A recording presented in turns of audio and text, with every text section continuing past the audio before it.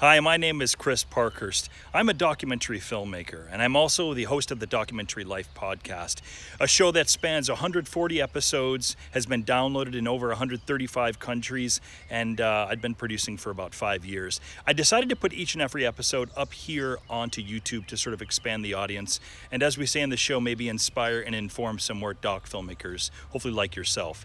In the episodes, you may find some older, maybe outdated URLs, in particular any of the documentary filmmaking courses that we do offer online.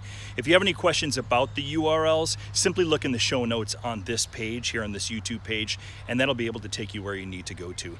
Other than that, I hope you enjoy the show, and it's great to have another listener to the Documentary Life. Have a great day. Microphone check, 1, 2, 3. City, sibilance. Levels check, good, sounds good. 1, 2, 3, rolling and... China's moving on, it's progressing. And of course, it is a shame, but a lot of those old traditions and cultures, will be lost. And I really did feel that we were documenting the last of a lot of things. One thing I've learned in business is the importance of finding your niche and finding something you're truly passionate about and being able to sell a story. And I think there's a lot of stories that I know in Beijing and China through the fortune of being here for so long that I would love to tell. Hello and welcome to the Documentary Life, a show that sets out to inspire and inform you on how to best live and lead your own documentary life. I am your host, Chris G. Parkhurst, and this is episode number 106, and it is brought to you by Beijing Films, proud creators of documentary film, the Documentary Life podcast, and now the Independent Filmmakers Essential Checklist course, our free 8-part course designed to help you achieve financial stability, gain support, and effectively distribute your documentary film. Before we get into today's show, I just wanted to let you know that the podcast will be going to a bi-weekly release, or as they say in the UK, once a fortnight. So, the next time you'll hear from us will be on Friday, June 14th. Now on to today's show.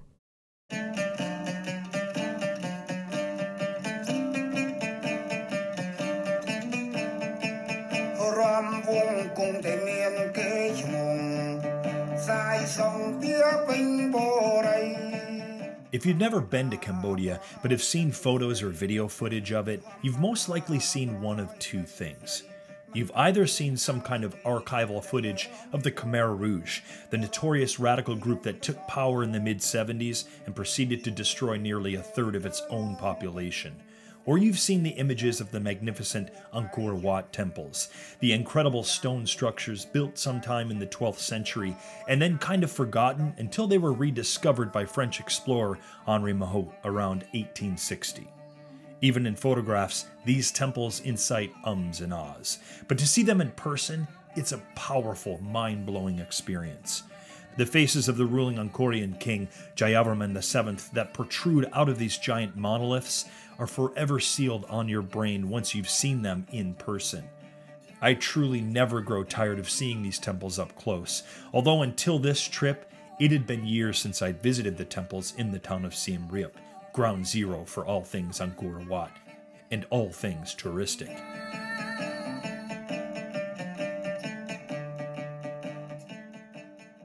Over the past decade, Siem Reap had really become pretty inundated with tourists, or barang, as they like to call tourists in Cambodia, and I tended to stay away from this kind of action. Now, it wasn't quite the hedonism and crowded streets of Khao San in Bangkok, but it also wasn't that far off. But my friend and filmmaking companion Patrick, he had a place that he was renting up in Siem Reap, and I needed to shoot some scenes there, specifically B-roll, so we decided to head up there after our time in Kampot. As it had turned out, Kampot hadn't been nearly as successful a filming trip as our time with Seng Dara and Chumnik had been. You'll remember, we had been filming Seng Dara and his family in his hometown during the Chinese New Year. Well, the bulk of that New Year we spent down in Kampot, a town and province down in the southern part of Cambodia, quite close to the beach resort town of Kaip. Kampot and Kaip had traditionally always been one of my favorite spots in all of the country, even if previously Patrick had had to find a doctor to hook me up to an IV to get my system back in order. In any case, this time out, Kampot had turned out to be a bit of a disaster. It wasn't Kampot's fault. It was our fault. Traveling anywhere in Cambodia during the Chinese New Year and trying to meet with people or businesses, it's a highly unadvisable thing. So when we'd set out there to try and film a particular scene of a particular Sin Si Samut song, Kampot Kampul Dong Chait, we didn't anticipate how difficult it was going to be navigating through the throngs of people that had descended upon the beach town for the holidays. And we hadn't anticipated having such difficulty finding a place to stay, or more importantly, an artist that we could film depicting the Sin Si Samut song.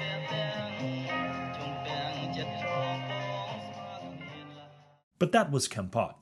It didn't work out as planned. We hadn't found an artist to film, so we were now on our way to Siem Reap to try and film an artist who could depict the famous Sin Si Samut song that he had written about Siem Reap, aptly titled Champai Siem Reap.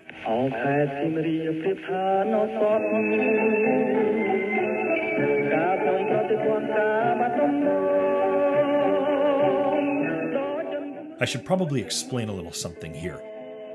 The main subject of our film, Sin Si Samut, the most famous singer to ever come out of Cambodia, was killed during the Khmer Rouge time in 1975. Which is something that the Khmer Rouge were quite known for. Killing the artists, the doctors, the teachers, the educated, and destroying the libraries, books, personal properties, law records, money, anything that depicted Cambodia prior to 1975, destroyed. Even the majority of Angkor Wat's temples had the Buddha statues beheaded or dismembered. And because of this, we were not only making a film that was about the legacy of a man who was no longer alive, but to our knowledge and research, only had one single piece of archival footage of him. A short clip from a movie that he had been in called Apsara. So, a huge challenge for us with this film was figuring out creative ways to depict Sin Si Samut and in many ways Cambodia of the 60s and 70s. This was obviously not really a surprise to us since we were well aware of the lack of photos, footage, and even recordings from that time. We knew very early on that we would need to embrace a very different approach to telling this story, certainly in the case of the visual aspect of storytelling. And this involved our approach to B-roll.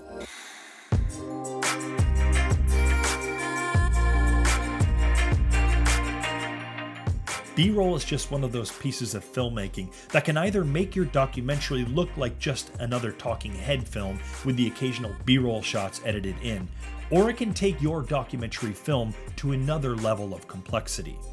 A lot of docs that you'll see, you can kind of tell that the filmmaker shot an interview and then based on the content of that interview, afterwards went and shot B-roll shots that went along with what was being said. And that's totally acceptable. It's a formula that can work, right? But we felt that with Elvis of Cambodia, that kind of approach to B-roll just wasn't going to, well, shall I say, cut it. We sensed early on that if we were to have any success with this film, and that if we wanted to create a film about one of the most extraordinary artists Cambodia has ever known, then we were going to have to do our best to match that artistry. And therefore, we had to make something like our B-roll one of the more compelling elements to our film. This morning was to be our second of 3 shoots with artists that were depicting a very specific Sin Si Samut song that depicted a very specific place in Cambodia.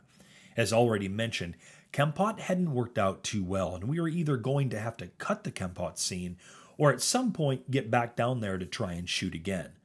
So this scene that we were about to shoot with an artist here in Siem Reap was actually the first in the series that we were doing.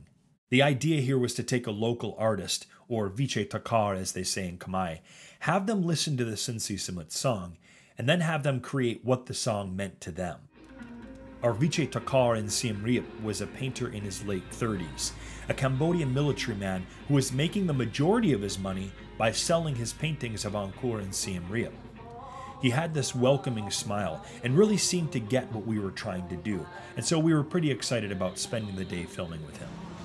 So as you can probably make out behind me, we are currently in the process of the first of 3 sequences we'll be shooting with a local artist from a town in which Cincy Samut sang a very specific song. This is Siem Reap, and this is for the Champai Siem Reap song. Let's get a closer look at our Viche Takar, which is Khmer for artist. Let's see what's happening here on set. In terms of approach, we decided on a multi-camera type of strategy. I would man the main camera, which was our Canon C300 Mark II, and Patrick would use his Sony a7S II on a slider. We'd also shoot some time-lapse stuff with a GoPro, and then also use an additional Canon 7D. The idea was that this scene would play over the entirety of the song. We'd start very close in, and we'd gradually move out until eventually, by the end of the song, we would completely reveal the artist and their work.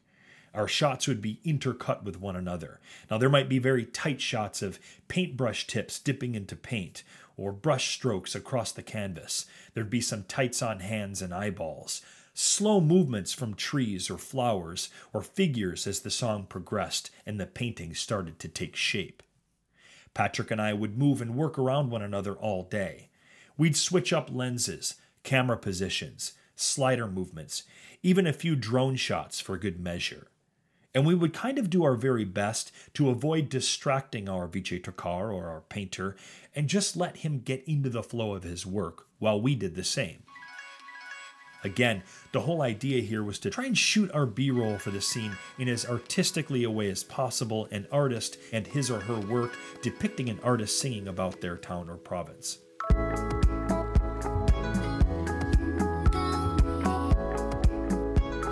At the end of the day, what resulted was this kind of dance amongst a handful of artists, all with great respect for one another's work, and ultimately, all with great reverence for one of the most profound artists this country has ever known. It was a deeply satisfying day, and later on, as Patrick and I sat and watched some of the dailies, we were left with the sense that the B-roll that we had shot on that day was exactly the kind of B-roll that was going to be needed to elevate and celebrate the story and the figure of our film. And other than a few tweaks here and there, exactly what and how we needed to shoot the remaining 2 Viche Takar scenes.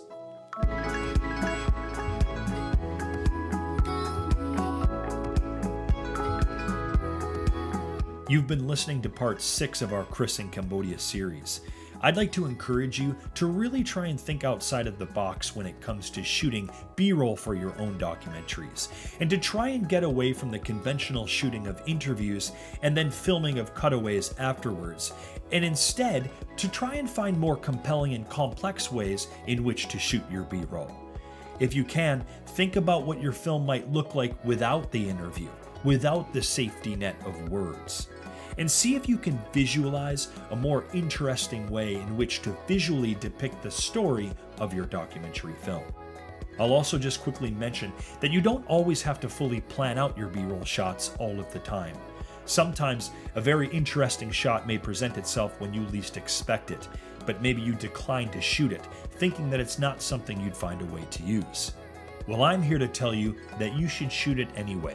There is a reason that that something caught your eye or looked good in your frame. You may not understand those reasons at the time, but you should trust your instinct anyway.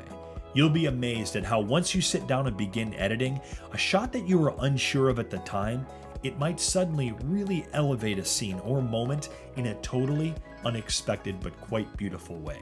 So please, whenever you see the possibility for an interesting shot, just shoot it.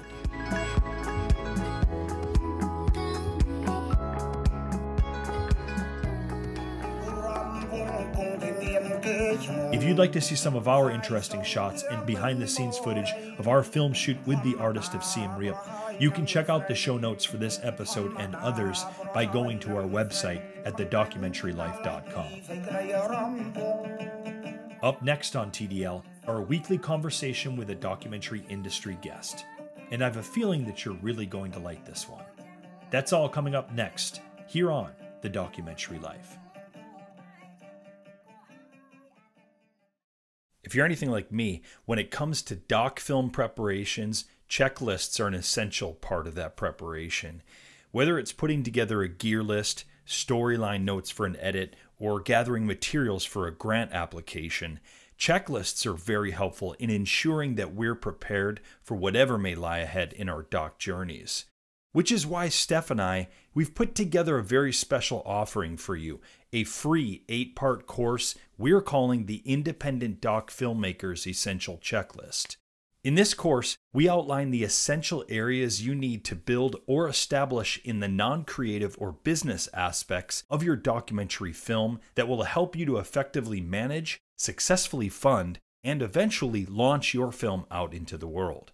We believe that given the right strategy and insight, every doc filmmaker can achieve their goals and intentions with their films. We believe that there is money out there for every project, that it's just a matter of finding and securing it, and that with the right preparation and strategy, every film can be met by an active, eagerly anticipating audience, and that includes yours.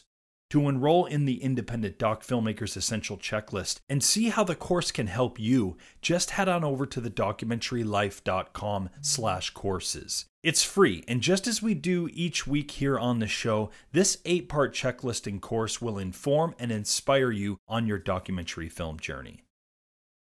Something I wanted to mention before continuing on with today's show. You've probably noticed that we're playing around with some pretty cool fresh sounds on this season of TDL. And I'd like to thank MusicVine for supplying us with those cool, fresh sounds. If you're interested in learning a little bit more about how MusicVine might be able to serve your doc project, you can check out the show notes for today's episode, or you can simply go to their website at musicvine.com.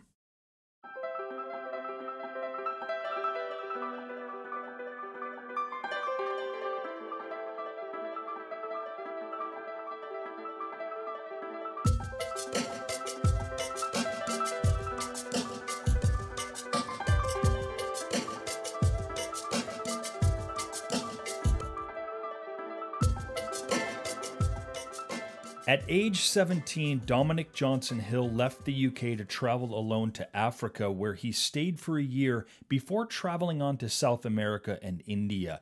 After reaching China in 1993, he stayed for 25 years.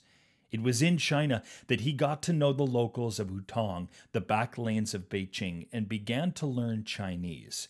By studying and absorbing Hutong culture and its history, he was able to master the intricacies of the Chinese language starting from scratch. Before hosting the documentary TV series Seasons of China, he founded a street fashion brand in 2006. It was called Plastered 8 and was inspired by his experiences of the local Chinese culture.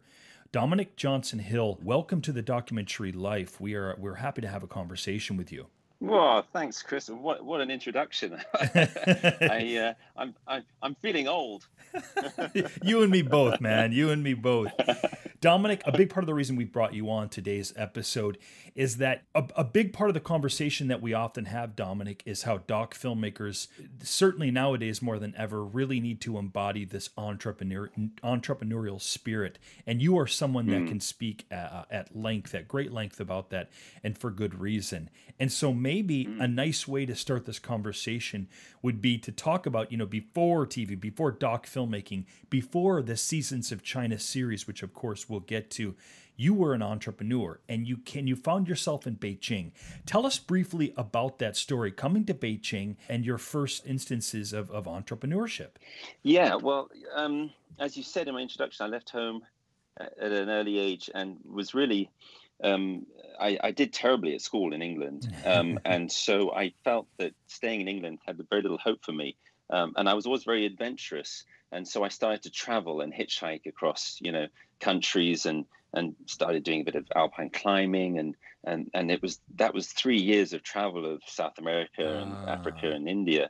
And then I arrived in China in 1992 because I had an older brother who was working on a contract in a city called Qingdao in China. And I came to visit him. Yeah. And I came up to Beijing on my own. A lot of people say, why did you stay in China for now 27 years? And it's quite simple. As I ran out of money when I arrived in Beijing, and I had nowhere to go, and so I, so much about entrepreneurship is being in the right place at the right time, Chris, and I ended up in Beijing in boomtown. The 90s in China was the crazy time where you could have tried your hand at anything and you would have made money.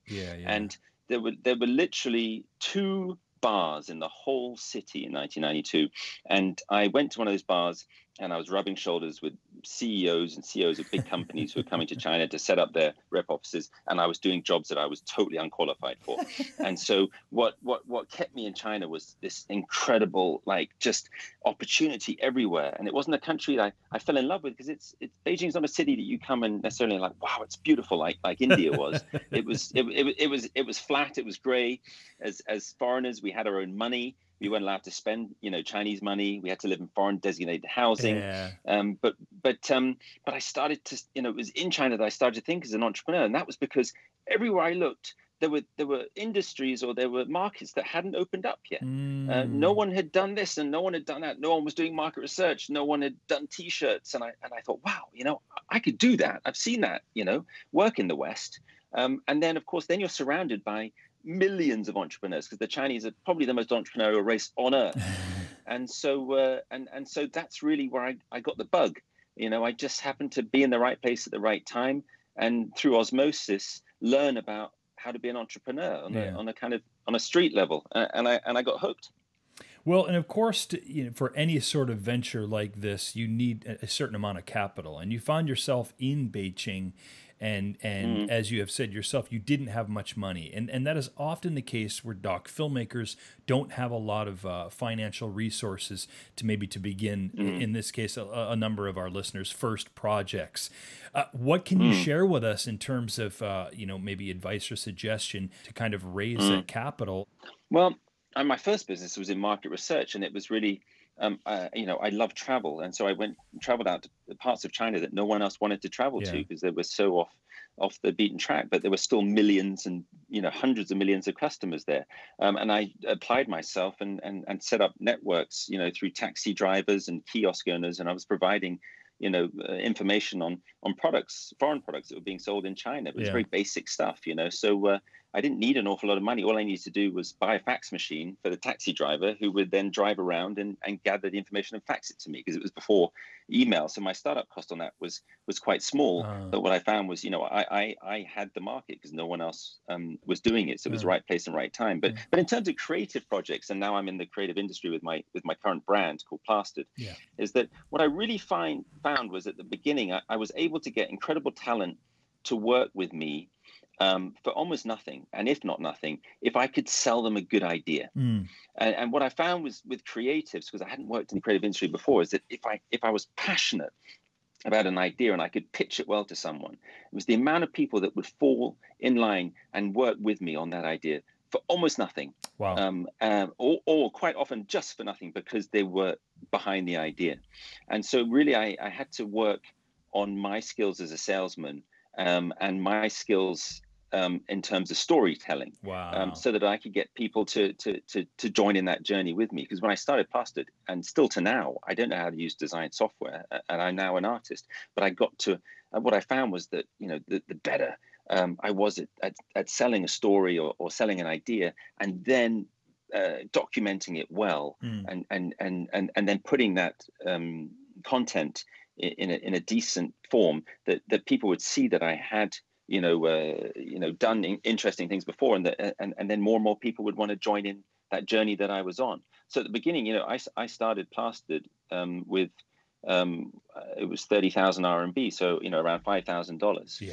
And I still own the business outright. I just opened a shop on an old hutong that had no shops. It was completely empty. And I then built it by being extremely creative about how I got people, to find out about my brand, whether it was through storytelling or doing, events, and really just getting people on board because they like the idea. And I really found that with creatives, they if you can sell them on an idea, they'll get on board and not need a lot of money. I've been on that street. I think before we got on, or before we started recording, I mentioned to you that I'd done some commercial gigs in Beijing. I've been on the street where your shop first started, and it's hard to believe that it was as you described initially, because of course it's a pretty big booming area now, to say the least, isn't it? Yeah, crazy. I mean, I was the first shop on the street. And it now gets on public holidays 100,000 people a day. And when so how it started was, I moved into an old residential street that was 800 years old in Beijing, to live with my family. And then one day I had an idea to set up a t-shirt shop on that street because the rent was cheap and it was an old alleyway, and I thought it would be fun. But obviously there were no people on the street. That street on a public holiday now gets 100,000 people a day. And we were the only, and 13 years ago, we were the only shop on the street. And so, I mean, it's a long story, but, I started off by holding, catwalk shows on the street.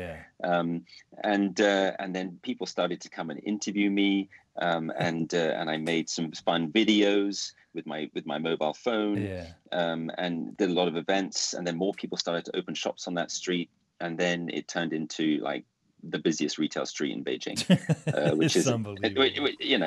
It's a crazy kind of China story, but this kind of stuff happens in China. It's an economy that's been going now for 40 years in terms of open economy, and it's still got a long way to grow. And so as I said at the beginning, right place at the right time, and then applying myself and working with the community really of where I lived. I was very embedded into the community, and worked with the local chamber of commerce, worked with the local old ladies on the street to man my stores. It was a great story of community and being in the right place at the right time.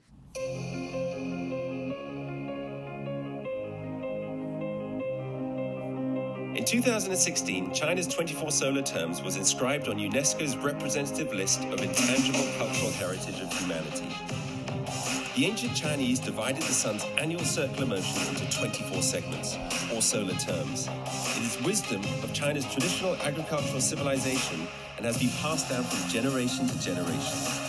But how does it relate to today's world, and how is it affecting our everyday lives? In the 24 episodes of this documentary series, The Seasons of China, I will visit towns and villages, speak to old and young, experiencing the traditions and customs firsthand.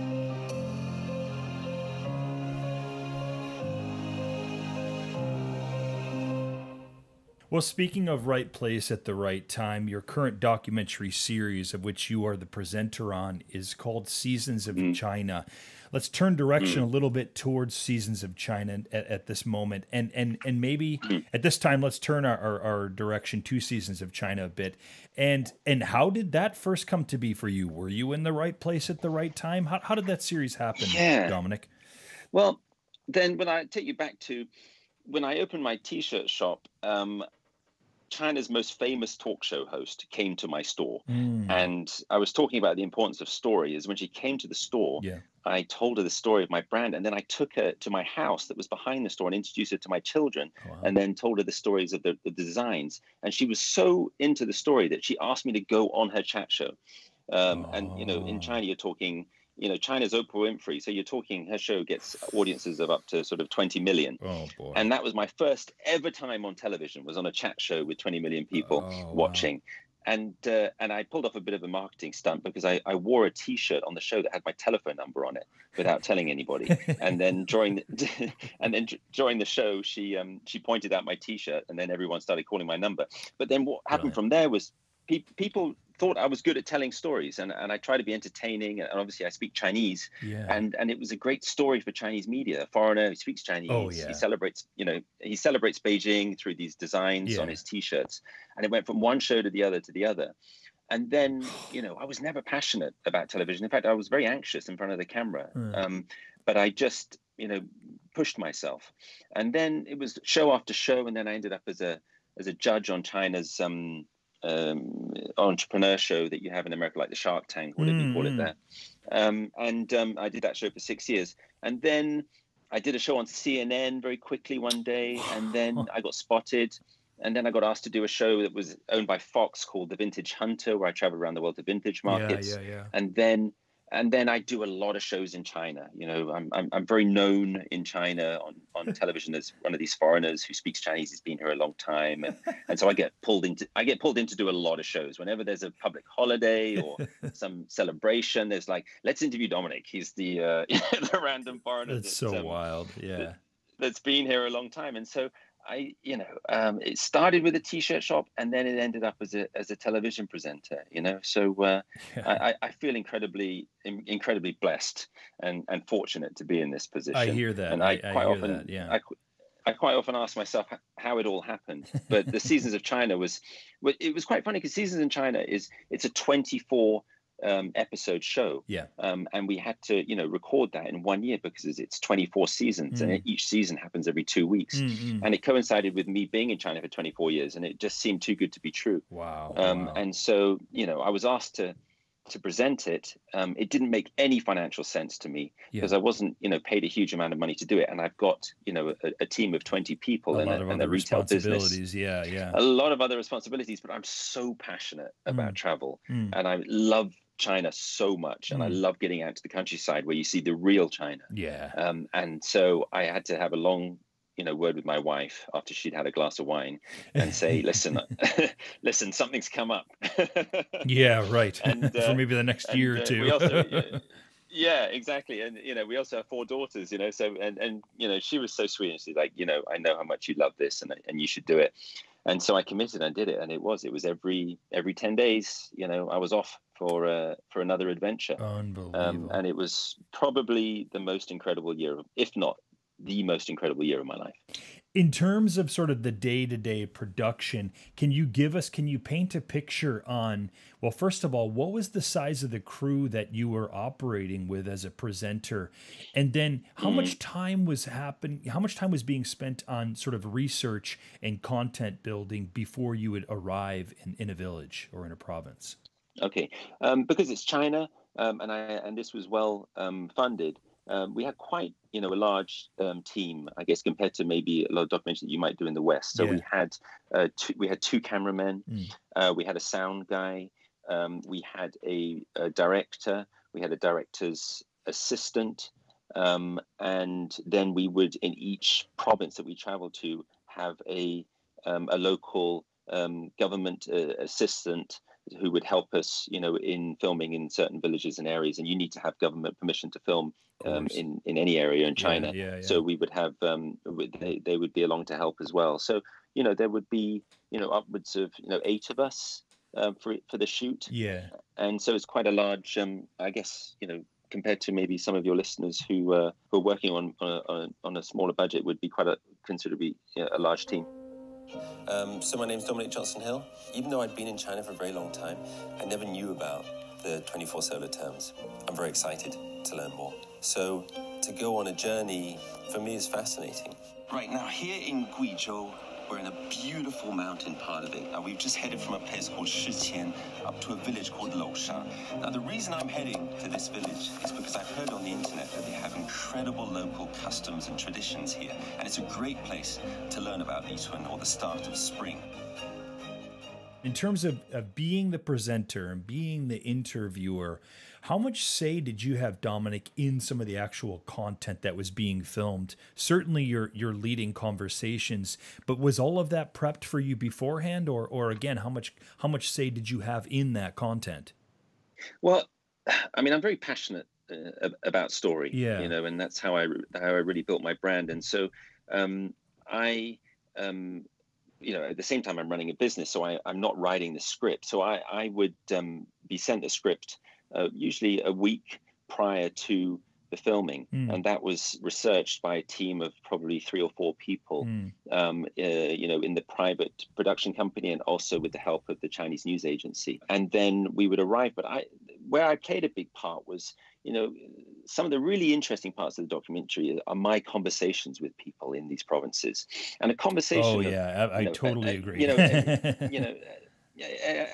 As I told my daughters who speak Chinese, I said, you have this incredible skill, which is you can go and travel anywhere in this country of 1.4 billion people, and you can have a conversation with them. And that's so powerful. And so going to these provinces, and, one time I was hanging out for this one season called Mangzhong, where there's, you got these combine harvesters, these little entrepreneurs who borrow money to buy these combine harvesters for like $20,000 or $30,000. And then they literally ride them, thousands of kilometers across provinces, all the way across Henan and then up towards Beijing, just harvesting wheat for families, 6 hectares at a time, 8 hectares at a time. I got to hang out with this guy for 3 days and sleep with him, in a wheat field by his combine harvester, and crazy conversations.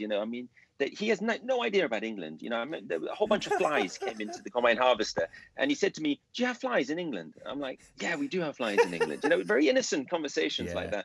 And then I also found that because I'm a foreigner, I'm a very, heart on sleeve kind of guy. I have a lot of emotion, and I found that they really opened up to me.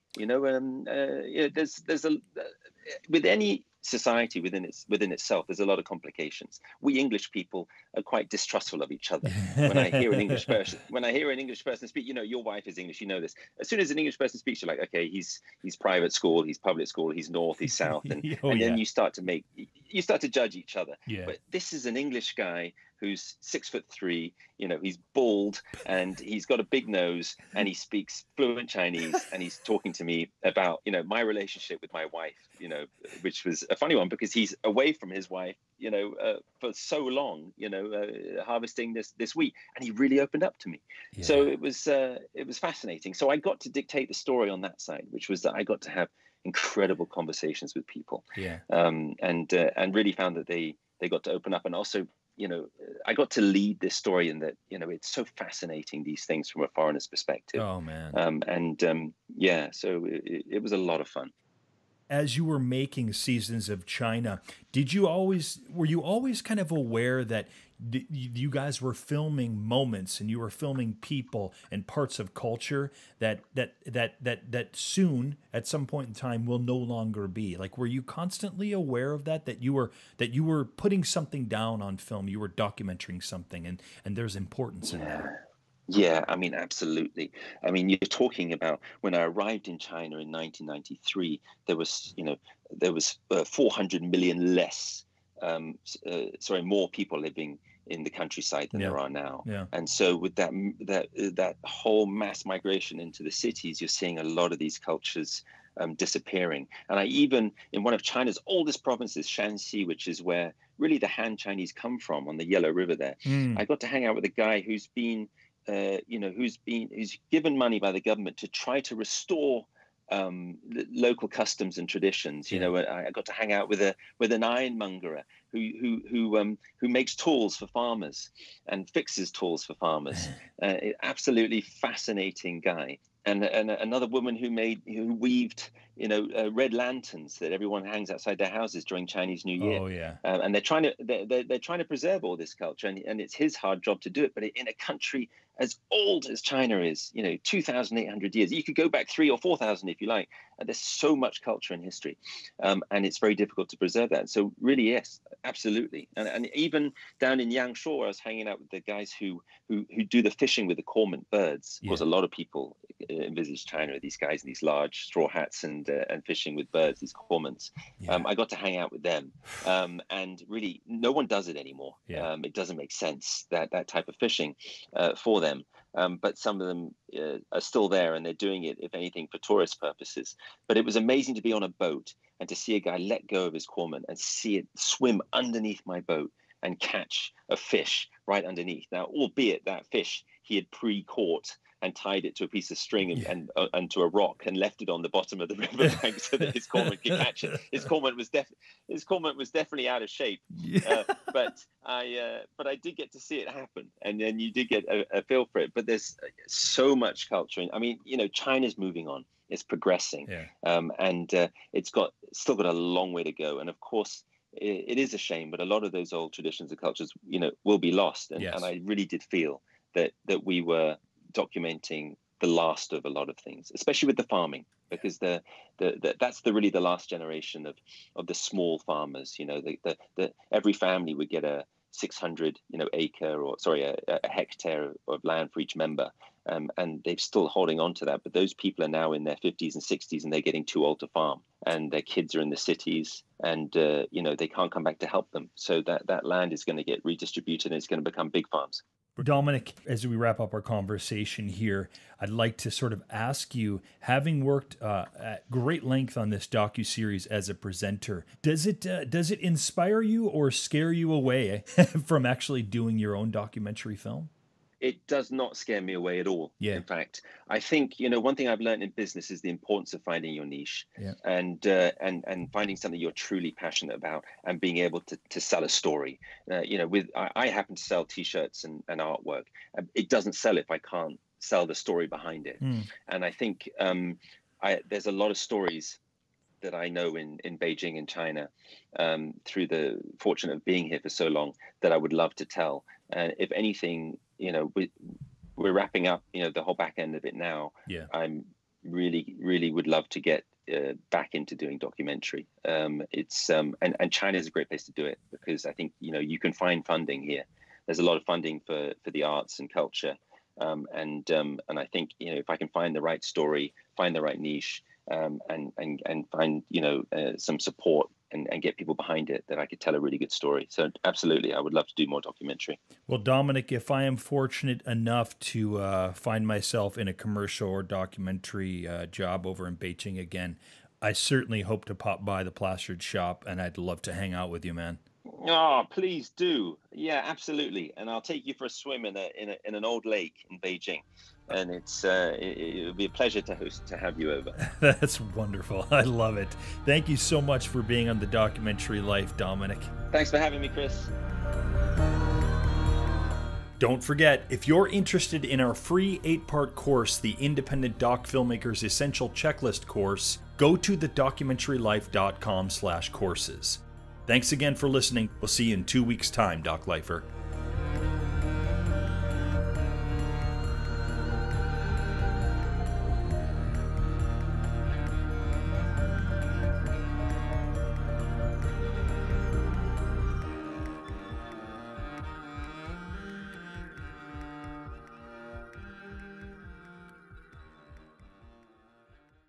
Thanks again for listening to the show, and remember to like and subscribe to this channel.